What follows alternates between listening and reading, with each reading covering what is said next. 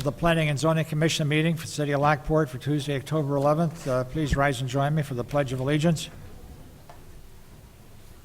I pledge allegiance to the flag of the United States of America and to the republic for which it stands, one nation, under God, indivisible, with liberty and justice for all. Thank you. Roll call for quorum, please. Yes. Yes. Yes, present. Here. Here. Here. Okay, next order of business is approval of the minutes for the September 13th meeting. Can I have a motion to approve? Motion. So moved. Second. A motion and a second to approve. Any discussion on the motion? Seeing and hearing none, all in favor? Aye. Aye. Opposed? Motion carries. Minutes are approved.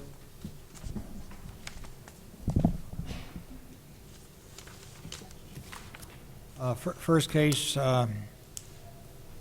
Venetia Guthrie Temple, they're requesting that be continued to November 8th, next month's meeting. Yes, that would be So that, correct. We won't be discussing that this evening. Second case, Seba Brands for 1069 9th Street, same thing, will be ready to be continued to the November 8th meeting. And let's go on to ML Realty.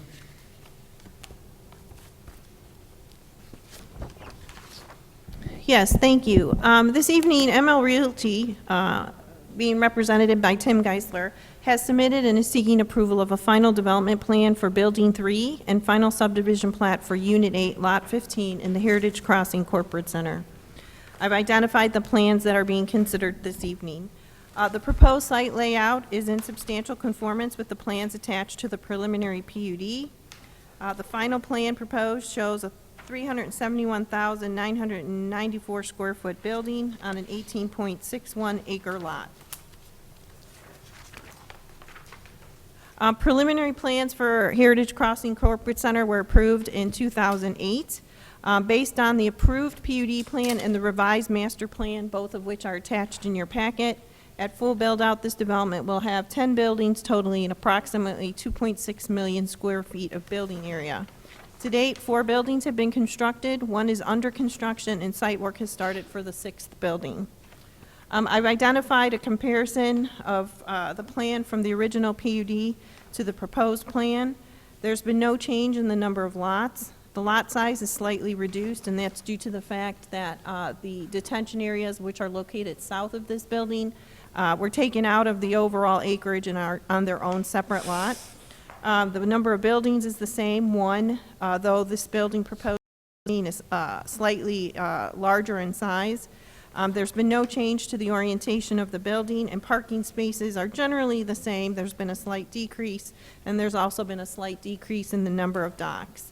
Lot 8, for the final plat of subdivision, it meets and exceeds minimum lot size and lot width. However, if you notice on the plan, Building 2 and Building 3 kind of share the court dock area. The applicant is currently working to create a easement area on Building 3's lot, or I'm sorry, with Building 2, so that there can be a benefit to Building 3. So one of the conditions of approval is that prior to construction, that they provide us with approved and recorded easement that benefits Lot 3. The final site plan illustrates as what is typical out there, a multi-tenant office warehouse building with the ancillary vehicular parking, truck docks, and trailer storage. The proposed building setbacks, height, and other similar requirements are all met. The maximum lot coverage of 40% is not met at 49%. However, as has been done throughout the park, this requirement has not been enforced because we look at the overall minimum open space percentage requirements for the entire development. The parking and loading, parking plan shows 179 spaces, including 6 handicapped accessible. There is a parking area, 22 spaces on the west side of the building that were not shown on the original PUD. This is a dead-end parking situation. We try to encourage that parking areas provide for continuous vehicular circulation. We did ask the applicant to land bank these spaces until such time that they would be needed. However, the applicant has requested that these spaces not be land banked, but installed concurrent with the site development, since a building entrance is located on the west side of the building. However, staff would just like to note that there are no known tenants for this building, and it might be possible to shift the entrance to the south side as being proposed on the east end of the building. Staff has also consistently asked in industrial situations that parking be calculated at 10% office and 90% warehouse. If that were the case here, that would result in a requirement of 113 parking spaces. The applicant, based on the experience of the park, has chosen to show the parking requirement based on 8% office space. And again, this is based on some previous tenant improvements of the existing buildings in the lot. Therefore, the parking requirement is only 98 spaces. Drive aisle and parking space dimension requirements are met. Sidewalk and bike paths are not constructed in Heritage Crossing Corporate Center due to a previous agreement between the city and the developer. Access to Lot 8 would be from 2 driveways proposed on Gauger Road. The northernmost drive, which is existing, is shared with Building 2 and provides the access to the truck docks. The proposed southern drive will be used for access for vehicular parking. Trash, per the applicant, tenants will utilize a truck dock for a trash compactor. However, as we've consistently worked with the applicant, should a tenant come in and decide that they need a trash enclosure, they will be required to meet code and we will work with them on a location. There is a retaining wall. It will be approximately 4.5 feet in height. It will be of a modular block design, similar to the existing retaining walls present throughout the center for the development. The building elevation plans, again, as is consistent in the development, it'll be a precast concrete building with various design elements. The rooftop mechanical equipment will be placed in locations so that they are not visible and can be screened from Gauger Road. The landscape plan is in compliance with the development code requirement. Site lighting is provided at the time of building. Signage, there's none proposed, but the applicant is aware that should one be desired, that it will have to comply with requirements and an acceptable location.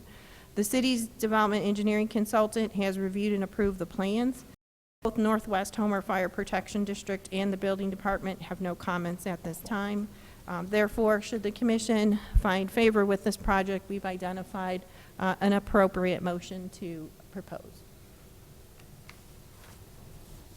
Mr. Geisler, would you care to take any comments?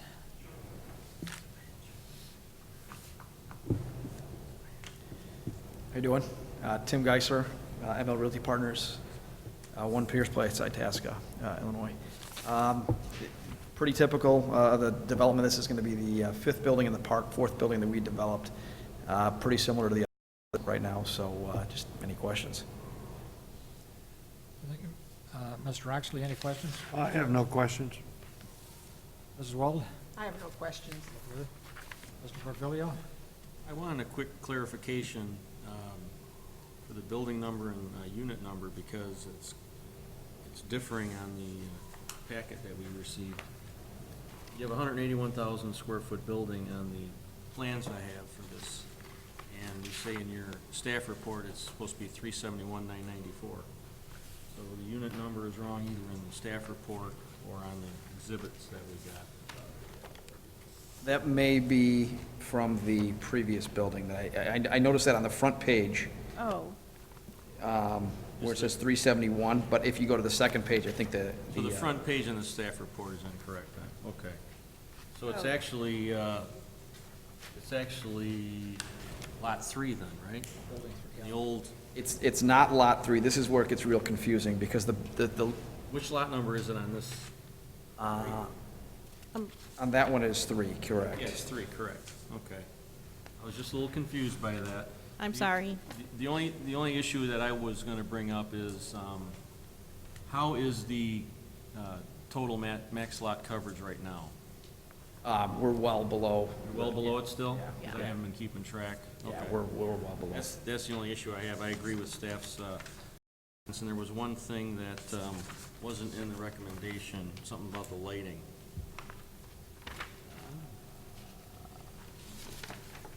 I looked at, on page 4 of the staff recommendation for the motion, I didn't see anything about the lighting. Wasn't there something about the lighting that wasn't, Oh, they don't submit till Photometric? building permit. okay, but shouldn't that be part of the motion, or no? It's just implied? Yeah, it's just Okay. implied. All right, that's all I got. Same way with the signage. That's all I have. And I will correct the report, and I'm sorry. That's what happens when you work on 2 reports in the same park and you're trying to be consistent, you become inconsistent, so I apologize. We're here for you. Thank you. We're still doing 2 jobs, right? Yes. Okay. Good pay, though. Mr. Likens? I concur with staff's recommendations. Mr. Thies? Why don't you want to land bank the parking? Land bank the parking, on the west side of the building. That's going to be the, I think, the main entrance, kind of right off of Gauger Road there. So that's, you know, But you have no sidewalk going to the entrance from that parking. no sidewalk, no, yeah.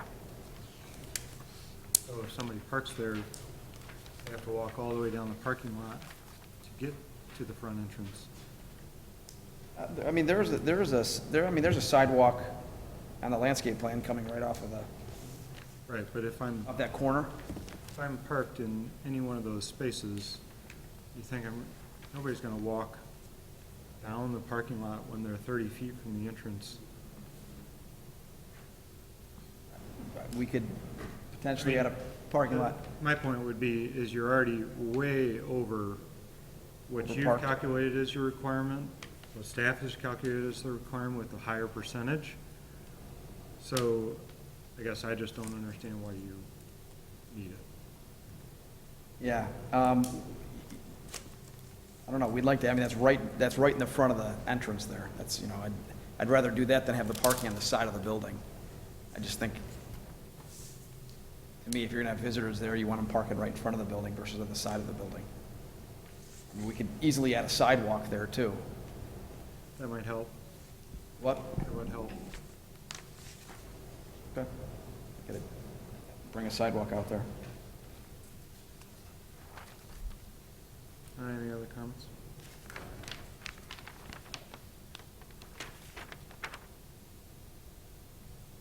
I think what he's saying is.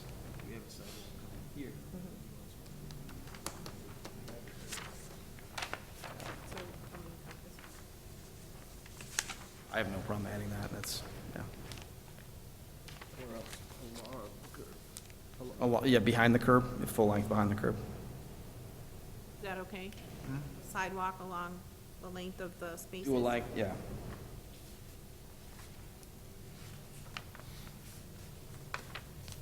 I would say you just add a connection to the main entrance from those spaces.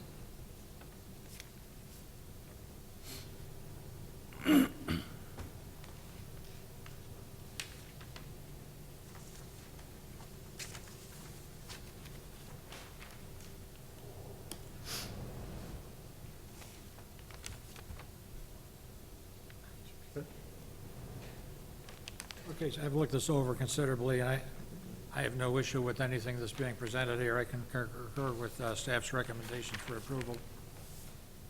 At this time, I'll entertain a motion to for staff's recommendation. So moved. Second. Motion by Mr. Thies, second by Mr. Oxley. Any question, discussion on the motion? Roll call vote, please. Yes. Yes. Yes? Yes. Yes. Motion carries. This will go to City Council or Next week, for Committee of the Whole. Committee of the Whole next week, Wednesday. Would be on the 19th. And next up is ML Realty for Building 9.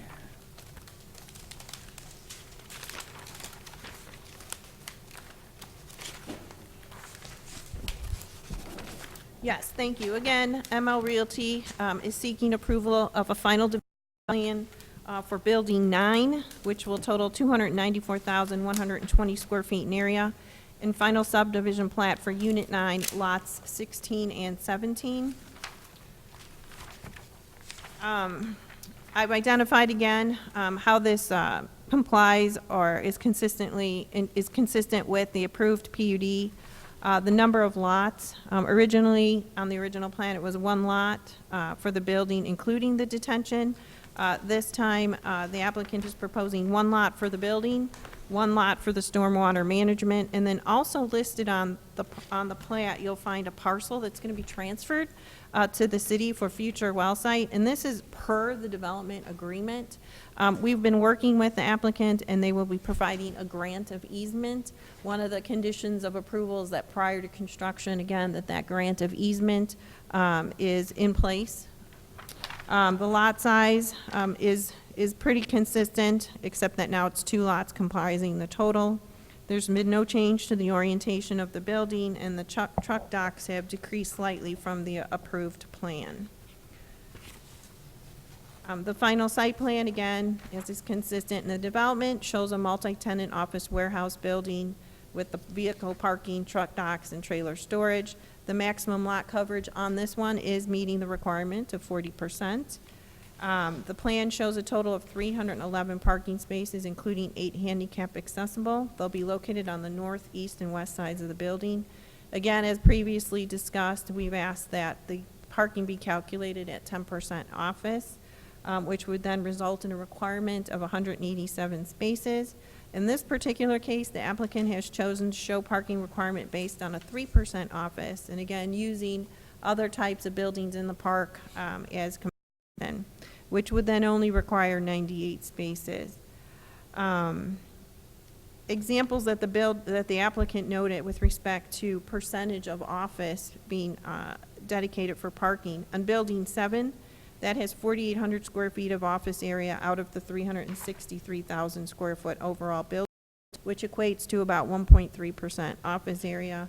Building 8 has 13,149 square feet of office area out of the 512,000 square feet, which equates to about 2.6% office area. So what they're asking here is consistent with what has been done in the other 2 buildings and is actually slightly more. Drive aisle and parking space dimensions are being met. Sidewalk and bike paths, again, not being provided because of previous agreement. Access to this lot will be via 2 full access drives for vehicular traffic on 147th Street and 1 full access drive on Gauger, which will be used for truck traffic only. Just to remind all that the Gauger Road north to 143rd Street is the designated truck route. Trash issue, same as the previous building. Building elevations, again, consistent with what's occurring in the business park. Consistent too with how rooftop mechanicals will be screened. Final landscape plan is in compliance with the development code. Site lighting will be submitted at the time of building permit. Signage, again, one proposed, but should one be proposed, they will work with staff to find an acceptable location and get the necessary sign permit. The city's development engineering consultant has reviewed the plans as submitted, and as mentioned earlier, we're working with the applicant on a grant of easement for the parcel that's to be transferred to the city. Both Homer Fire Protection District and the building department have no comments at this time. Should the commission find favor with this project, staff has constructed or identified language for an acceptable motion.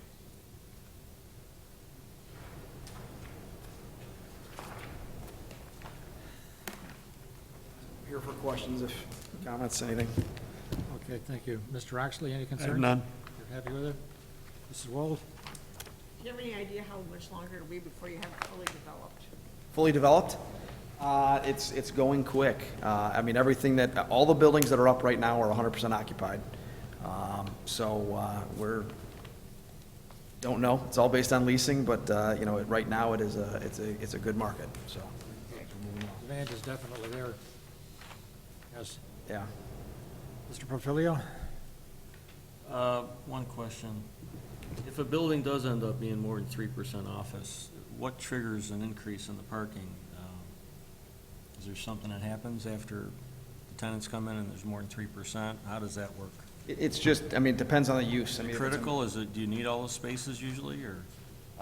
It's nice to have them. You don't want to be excluded from RFPs. If a tenant comes in and they need that many stalls, you don't want to be not on the list because you don't have it. And then a lot of times, if you got to go back in and put it in later, you know, you're off. So you want to maintain that flexibility. You know, from an office standpoint, 3% is kind of what we've been seeing, but you could have some manufacturing. I mean, if you look at Julian Electric, they got, you know, 300 jobs out there, and that's you know, smaller building than we have there. So, So the parking spaces are usually dictated by the people that are coming in? correct, Okay. correct. I have nothing else. If you restrict the parking spaces and the freight doors, you restrict the marketability.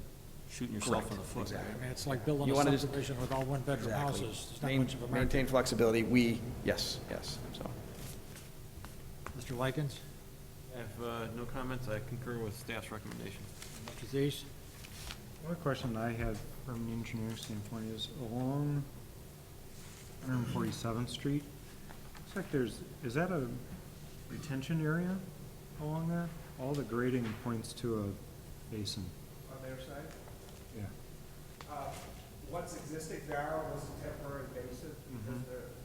there's a large existing structure that goes across to the north to the. Mhm. But So- they're all filled in and patches over. Okay, so the grade lines that are on the landscape plan are incorrect? Yeah, I did not look at the landscape plan, but yes, that's what it's existing, is a big, sort of a moat. Yeah. Yeah, I think the landscape plan used the background of the temporary, yeah. Okay, It will be going, yeah. all right. That's all I have. I also concur with staff's recommendations. I have no issues at all with the proposal. This time I'll entertain a motion to concur with staff's recommendations. Second. Motion and second there. Motion by Mr. Thies, second by Mr. Oxley. Any questions under discussion on the motion? Hearing none, roll call vote, please. Yes. Yes. Yes? Yes. Yes. Yes. Motion carries 6-0. This will also go to the meeting of the whole next week, Wednesday, and the 19th here at this room. Thank you. Good to see this moving forward. Thank you.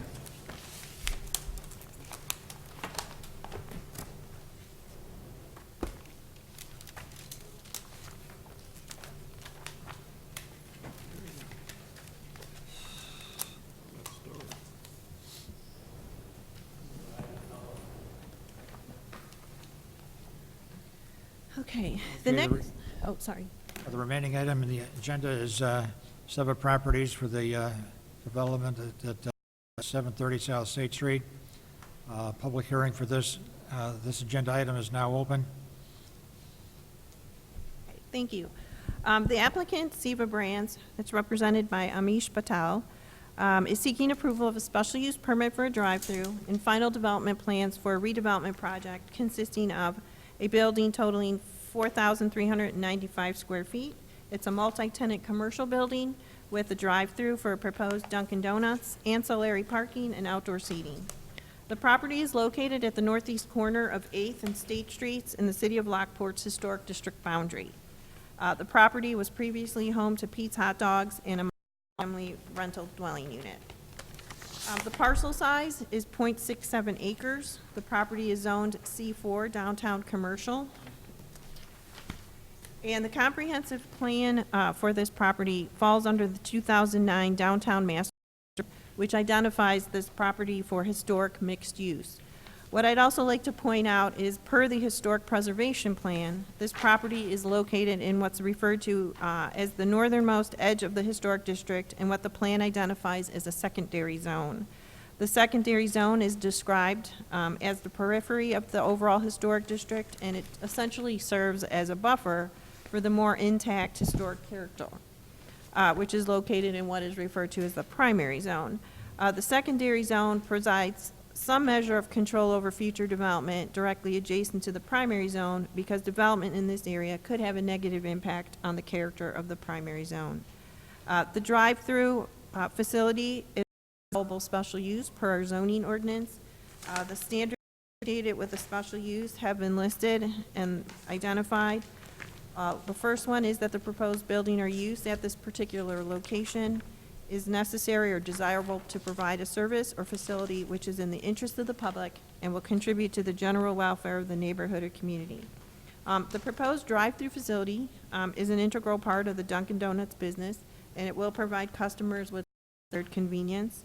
The drive-through is designed and located to have minimal impact on the overall site design. Number two is that the proposed building or use will not have a substantial adverse effect upon the adjacent property, the character of the neighborhood, traffic conditions, utility facilities, or other matters affecting the public health, safety, and general welfare. The proposed drive-through will not adversely impact adjacent property or the general character of the neighborhood. It is anticipated that the drive will be greatly used, as demonstrated by the existing location on 9th Street, and therefore it is likely that the traffic activity into and out of the site will be high during peak hours of the day, which will essentially be morning. The proposed building or use will be designed, arranged, and operated so as to permit the development and use of neighboring property in accordance with the applicable district regulations. The proposed drive-through will be located on a standalone lot and will have no impact on the development or use of neighboring commercial property. Appropriate measures are being taken to minimize the impact to the existing residential property by the installation of a 6-foot-high privacy fence, which will be located along that portion of the east property line. There's also plant material installed. Since a portion of the property, though it's zone C4, the north, it's used for residential purposes, the fencing will have to be extended accordingly. There are some additional standards and criteria specifically for drive-up or drive-through facilities. The first one is that the drive-up facility shall provide vehicular queuing or stacking equal to 4 cars for each drive-up window. The queuing should not interfere with access or circulation to require off-street parking or leading spaces or with traffic movement on adjacent public streets or alleys. As shown on the plan, there's 7 stacking spaces being provided.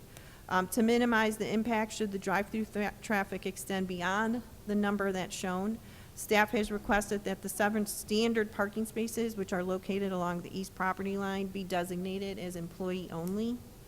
Loudspeakers used in conjunction with the drive-up shall be directed and modulated so as not to interfere with the privacy, use, or enjoyment of the adjacent residential property.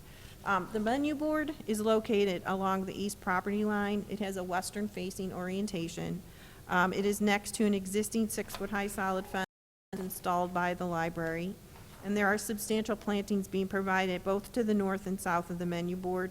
And make sure that this criteria stays as a condition of approval. So, I mean, sometimes, you know, once you get something installed and you're out in the field, you have to make some adjustments, perhaps volume on the speaker. So we will work closely with the applicant. We've reviewed the applicant's responses, which I sent to you under separate email. I apologize for them not being included in the packet. And we do find justification for the establishment of this drive-through facility.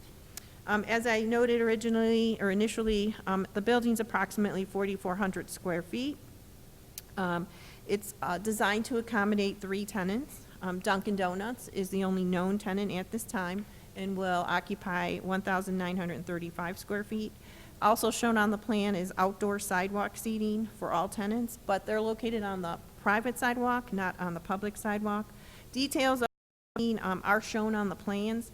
Staff is recommending that the style of seating be consistent for all the tenants. Details have also been provided for the Dunkin' Donuts umbrellas, which they'd like to use at the tables. They're also included in their tangerine orange color with the Dunkin' logo. Also, because of the proximity of this property to the canal trail, staff has also requested that a bike rack be installed. One is actually shown in the landscaped area adjacent to the Dunkin' Donuts space, but it hasn't actually been identified as such, so we're asking the plan revised to clarify that. The parking lot will remain in its current location, but it will be improved, including 27 standard parking spaces and 2 handicap accessible spaces. The parking lot cannot be moved or disturbed because of a small creek that runs underneath it. That's the reason why the new building is essentially in the same location as the Pete's Hot Dog property, or Pete's Hot Dog building in the residential home that was there. There are spaces available on 8th Street, and the applicant hopes that at some point for future spaces can be with IDOT. However, that has not happened yet. There is also a public parking lot across State Street near the public landing. Access to the property will continue to be in its current locations, and that would be via 2 existing curb cuts. To minimize, though, the conflicts with, or any conflicts with the drive-through exit and to reduce the number of movements into the site, staff has asked that the southern driveway be limited and signed as exit only, and that the northern driveway would then serve as the main entrance into the site and provide the main access to the drive-through. The landscape, the existing site, from those who have seen it, have very minimal landscaping, except for the yard area that's adjacent to the residential unit. Typically, in most downtown areas, buildings are pulled to the sidewalk, and parking is accommodated either in a public lot or on the street. Any existing lots that currently exist in town are very little to no landscaping, except for maybe a few trees. As shown on the attached plan, staff has worked with the applicant to provide a significant amount of landscaping adjacent to the building and throughout the parking lot. The proposed plan complies with the landscape ordinance, except for the width of the transition yard along the east and north property lines. 10 foot is required by code. However, given the site constraints, only 5 feet can be provided, but we've worked with the applicant to provide plant material and a solid 6-foot-high fence. Again, the fence will need to be extended to the north, and also details of the type of fence need to be provided. So overall, the plant material, it's going to be a complement to the building. It's also going to create a balance with the bank property and provide visual appeal along State Street. The landscape plan would need to be revised very minimally with, as noted, it's just some details that need to be corrected. Now, the architecture of the building is essentially 1 story, but it includes a fake 2nd story with windows. Staff has actually been working with this applicant on the building design for several months before they even actually made a formal submittal. And it was really important, since this would be the first project, a development project in the downtown, that the building that gets constructed doesn't look like something that could be found on 159th Street. The initial submittal did, and perhaps someday they will use it along 159th Street. However, the building that you see before you this evening has been designed to complement some of the features of the bank, which is on the other side of 8th, as well as bring in some of the common elements that you see in the actual historic area along State Street. The height of the building is a little over 25 feet. The maximum height in the zoning district is 45. And the elevations were reviewed and approved by the city's Heritage and Architectural Commission back on August 18th. Rooftop mechanical equipment will be screened the parapet wall.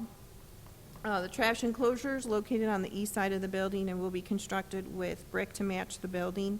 Because of the location of the garbage, or because of where the trash enclosure is and how deliveries are made, staff is recommending that all trash pickup and deliveries be made opposite of peak business and drive-through hours to avoid any conflicts. We'll work with the applicant to determine what that will be. Building signage essentially will be externally illuminated with decorative gooseneck fixtures.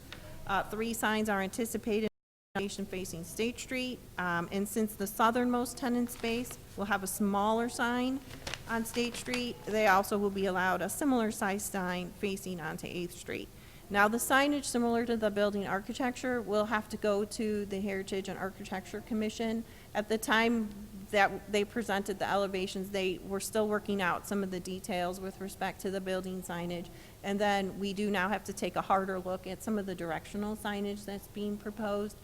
So the applicant's representative from the architectural firm, her and I will coordinate when the next H&A meeting will be feasible for them to go to review the signage component.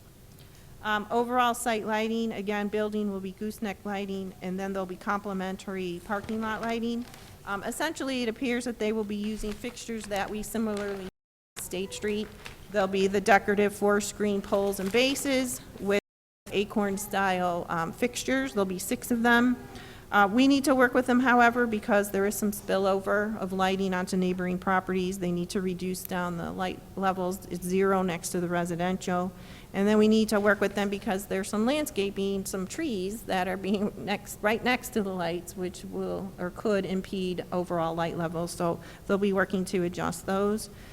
Both the Lockport Fire Protection District and the building officials have no comments or issues at this time.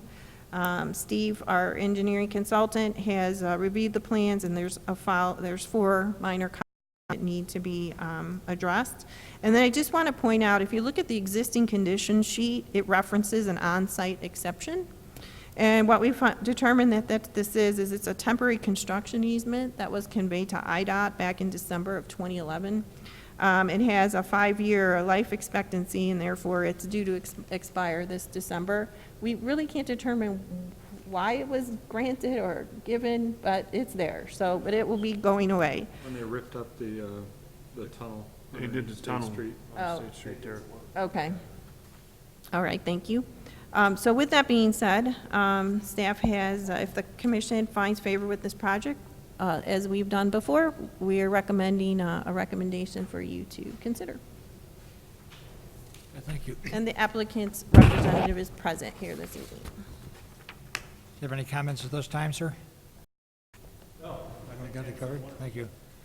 Is there anyone here present that would like to address the panel on this particular application? Just step up to the microphone, sir, and state your name.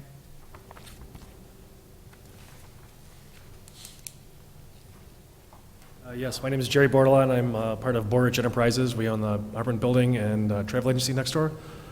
I was just curious. I didn't know what type of fence was mentioned, how it's going to be on our side of our lot, facing our lot. I don't know how this would be set up. I didn't catch that. What was the question again, sir? He Fencing? wants the I didn't know how they were going to. They were talking about fencing earlier. I just didn't know what each side? fencing would be facing our lot and. Well, will be of a privacy style. So Okay. it'll either look like what the library district has done, and we'll work with them. It'll either look like that, or it'll be a board on board. It will cover that portion along the east property line that's currently not covered with fencing, and then along the north portion, it's only going to be behind the residential unit. It will not be next to your commercial business. I mean, because my question too is, there's a retention wall right there. Is that fence going to be on that wall, or is it my wall? I mean, that's what I'm not sure of. I don't know how that lot's going to be dug out. Yeah, we're not sure, because I know that it kind of goes around the whole property. Yes. Do you know, Mike? It depends on where the retaining wall actually is, property line. If we put it close, probably would be Below it? mounted on it. Mounted on it? It depends on Right. where the line. Yeah, where the lines go. Okay. Right. That's all. Right. I didn't know how you, I didn't know the property lines were from that. If that's the case. All right, that's all. Thank you. If there you, any- if you want to check back with me in a couple, like in a week or two, I should have the style of the fence, and I'd be happy to share that with you. Is there anyone else here present care to speak on this particular proposal? Yes, ma'am, and you step up to the microphone, state your name.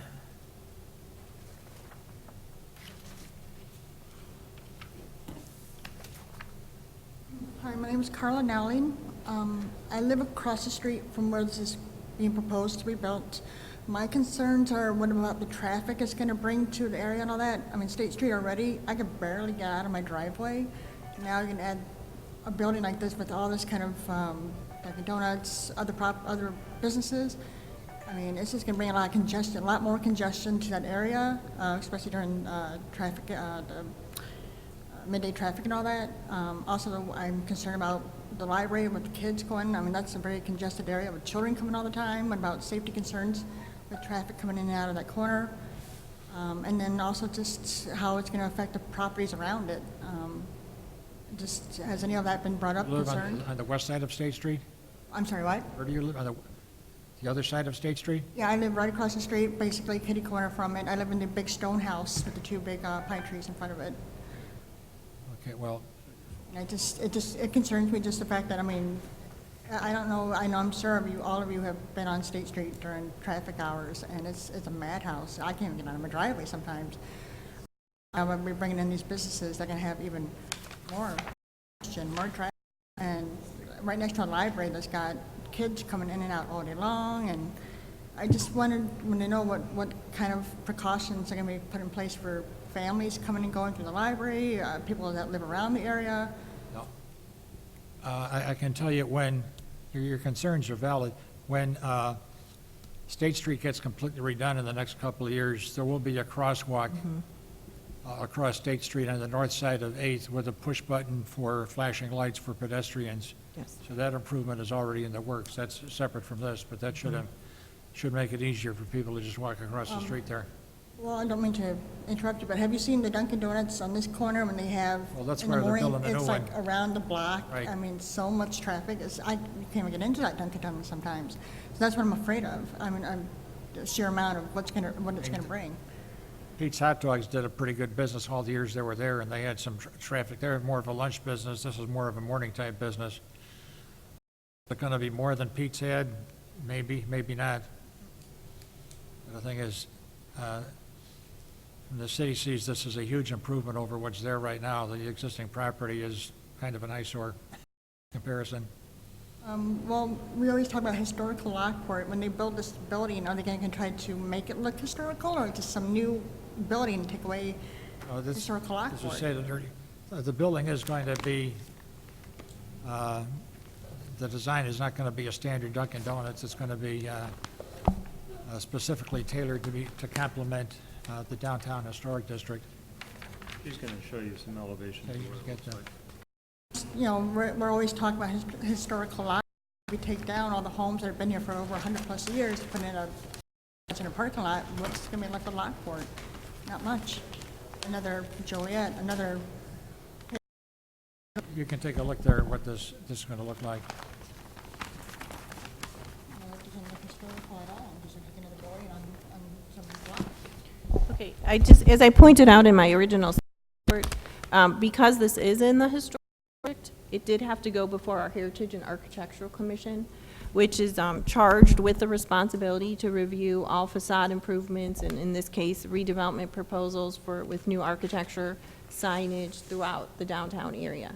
So this was presented to them, and they're a pretty strict group, and they did approve these elevations and felt that they did represent the downtown.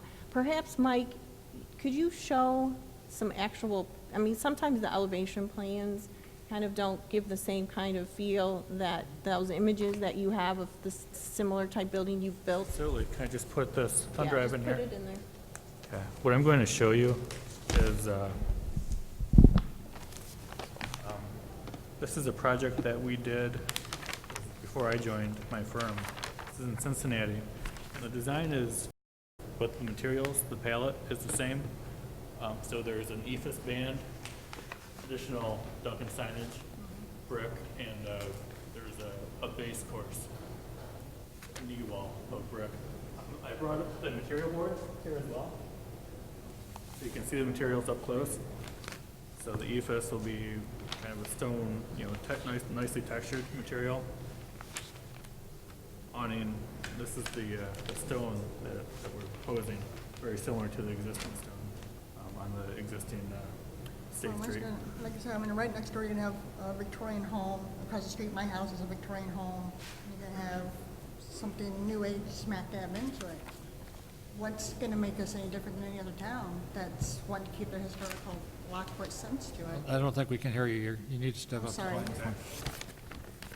I'm just concerned that we're taking away from what we want Lockport to, we keep talking historical Lockport, and instead of trying to blend it and make it look historical, we're taking away what's historical to put up a building that looks nothing like a historical building. I mean, right next door to a Victorian home, across the street from a Victorian home, and now you got a new age building with tons of traffic coming in and going with Well, garbage maybe- on the ground and everything else. It's not gonna really improve, it's just gonna, The Heritage and Impact it more. Architecture Commission has gone to great lengths to make complementary to the existing historic district. This isn't the standard generic Dunkin' Donuts that you see other locations.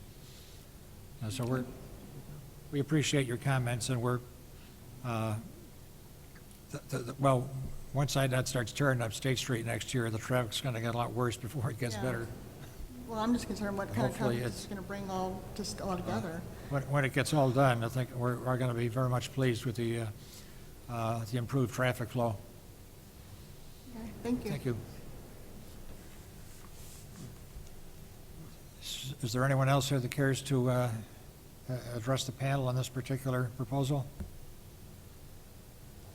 Seeing and hearing none, the public hearing is now closed.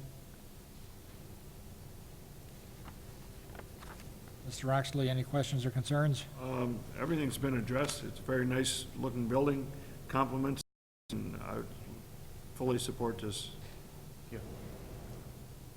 Mrs. Wold?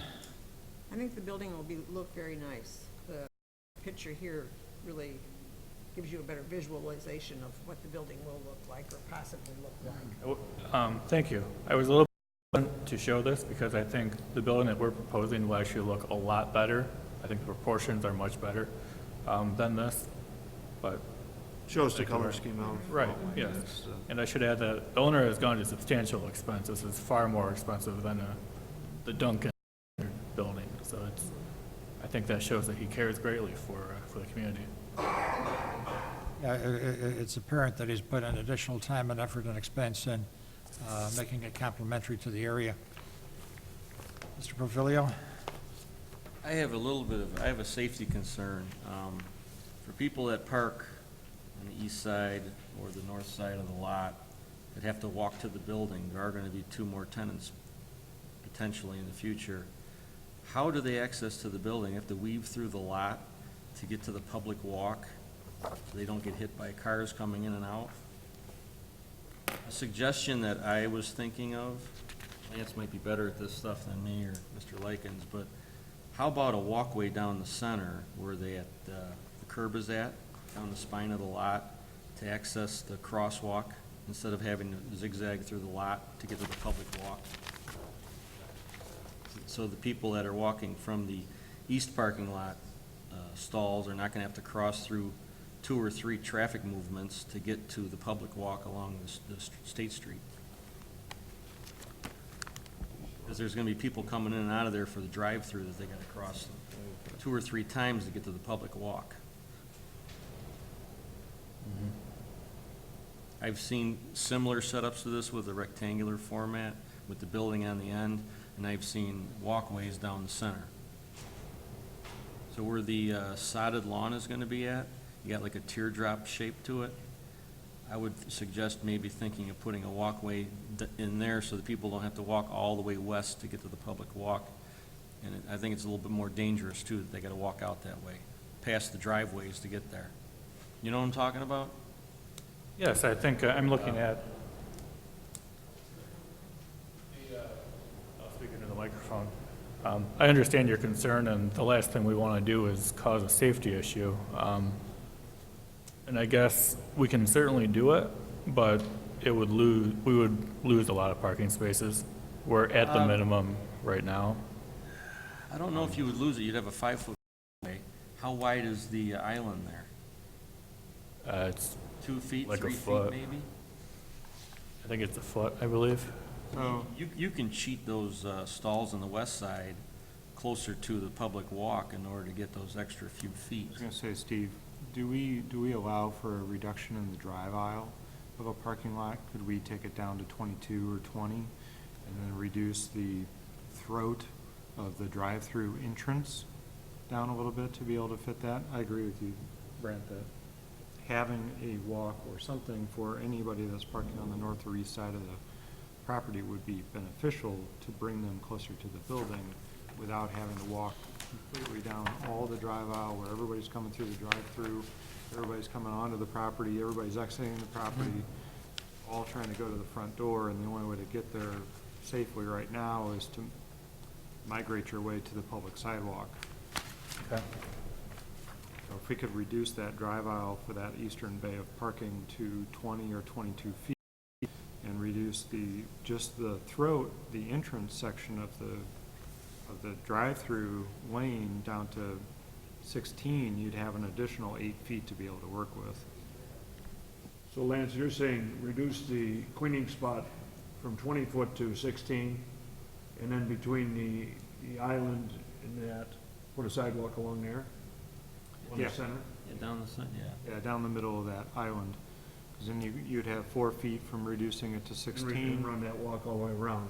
and you'd have, Teardrop. yeah, and you'd have 2 feet to, if you did a 22-foot drive See what you're aisle, saying, Mike? to get a 6-foot. But you have a few feet still that you could squeeze along along the public walk.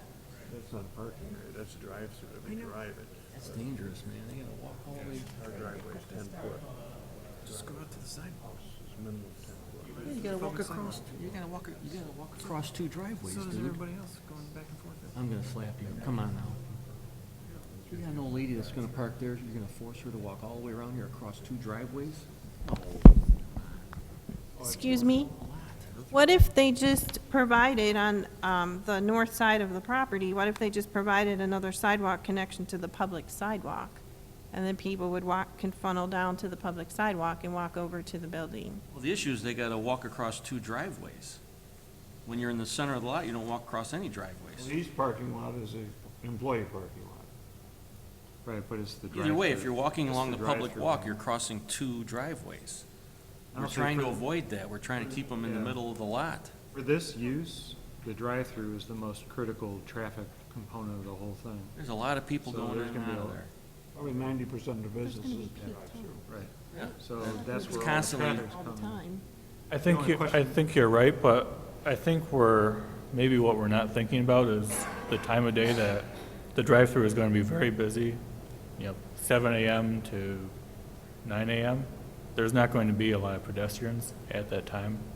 So I think, and I understand your concern, Well, there's future tenants you gotta worry about. Right. That's what I'm talking about, not the people Get a at restaurant, your facility, but the other 2 tenants, when they move in, there's gotta be safety for them. They're gonna be parking and going in there all day. Brent, hopefully. It's a different use, the right? existing parking spaces on the north side of 8th Street are all being retained, so those will be available for the future tenants. I understand that, but I don't like those people crossing 2 driveways to get to the building. there's no shortage of parking in the area, is there? Crossing down the center of the lot is much more safe. That's my comment. Do what you want with it. I suggest you put it in. That's all I got. Okay, Mr. Likens? For the young lady who spoke about the style of the building, I sit on the Heritage and Architecture Commission. I've been on that for almost a year now, and the other folks that are on that commission have been there, many of them much longer than me. They are very tough on all proposals that come through Heritage and Architecture relative to the styles, aesthetics, work that is implemented downtown and in the immediate periphery district, which this is in. And through our last meeting in August, as Pam spoke to, we went through quite a few issues with them and came out very, very supportive of what was developed in terms of the building architecture and its style as it relates to being complementary to the historic district. And relative to what is there now, the commission felt it was a great improvement to the city of Lockport and the aesthetics of the historic architecture. So just want to relay that to you. That group is very tough, and they're very supportive of this development, and we think when it's done, hopefully you will be too. And other than that, I agree with the staff's recommendations on the project, and I'm supportive of it. I don't mind the path to the public sidewalk and down, but do respect the other commissioners' opinions on that sidewalk, so that's all my comments. And Mr. Thies? I agree with the comment about the sidewalk. That would be my only item to see if we could work around. I think just looking at and sketching it out, I think it's perfectly plausible to do. I guess my only concern is that those cars parked on the west side of that curb could overhang 2-3 feet into this potential 5-foot sidewalk. Parking blocks, I guess my bigger concern in that case is that currently they're hanging out into a drive lane. Right? Okay. So I would rather have a 2-foot overhang over a 5-foot sidewalk than a 2-foot overhang over a 6-inch road. Yeah. Curb. There may be landscape there, I don't know. So that's fine. I'm just looking at the options. Parking blocks, don't worry about the overhang. Well, and then you're shortening up the space between the Well, you got the length of the car. west and the east in that main bay, in This- the west bay. It's not a big deal. I can show you the sketch if you want it. You can have it. If you don't. Okay, I have no issue as what's been presented here. I can concur with staff's recommendations. We need 2 separate motions on this matter, is that correct? Got A and B on here?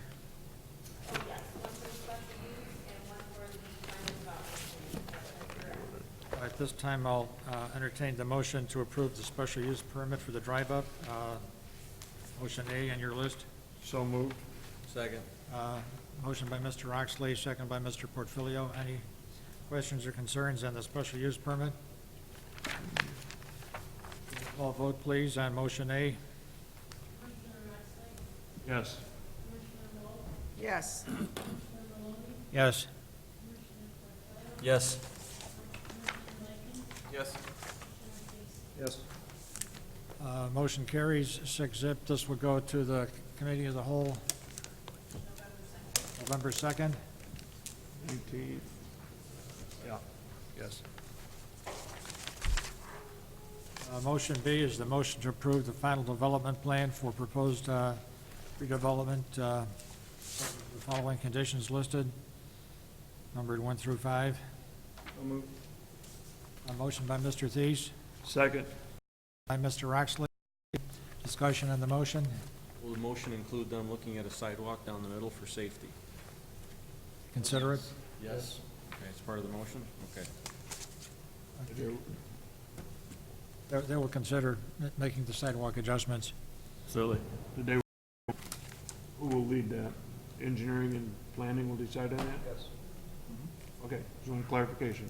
I'll support it that way. Roll call vote, please. Yes. Yes. Yes. Yes. Yes. Yes. Motion carries 6-0. This will also go to the committee of the whole, November 2nd. Okay, this is, Thank you, gentlemen. what's your timeline look like on all of this, assuming we push it through next month? It's always ASAP. To be honest, I don't know what I our mean, timeline is. They may be submitting for their demolition permit soon, so you may actually see some activity on there prior to the plans being approved. Okay.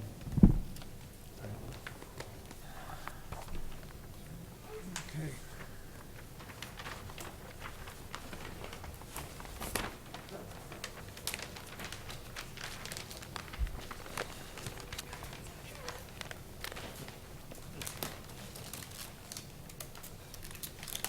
Okay, are there any citizens that wish to be heard on any matter at all?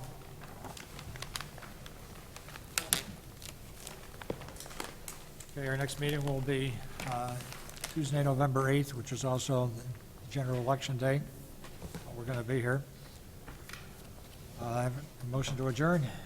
So moved. Motion, second. All those in favor? Aye. Motion carries.